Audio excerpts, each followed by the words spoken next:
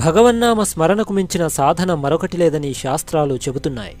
హిందువులకు ఉన్న 7 కోట్ల మహామంత్రాలలో 2 అక్షరాల రామమంత్రానికి ఉన్న విశిష్టత మరే మంత్రానికి లేదు. రామమంత్రం అత్యంత శక్తివంతమైంది. రామమంత్రం జపించడం వల్ల అన్ని సమస్యలు దూరమవుతాయని పురాణాలు చెబుతున్నాయి. రామనామాన్ని తారక మంత్రమని పిలుస్తారు. తారక మంత్రాన్ని జపించడం వల్ల పుట్టుక నుంచి మరణం వరకు జీవితం సాఫీగా సాగుతుంది. చెడు కర్మలను మంచిగా మార్చుకోవడానికి రామనామం సహాయపడుతుంది. అందుకే అత్యంత శక్తివంతమైన రామనామాన్ని జపిస్తూ ఉంటాం. నిజానికి రాముడి కంటే రామనామమే గొప్పది. అసలు రాముడితో పుట్టిన రామనామము రాముడి కంటే ఎందుకు గొప్పదైంది?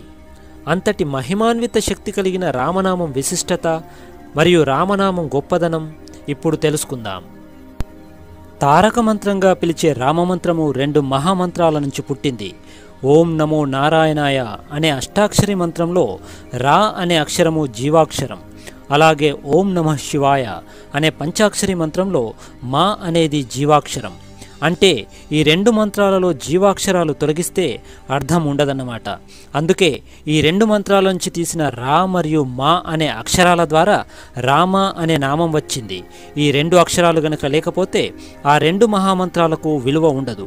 అందుకే ఈ 2 జీవాక్షరాల సమాహారంగా రామ అనే నామము లేదా మంత్రం పుట్టింది.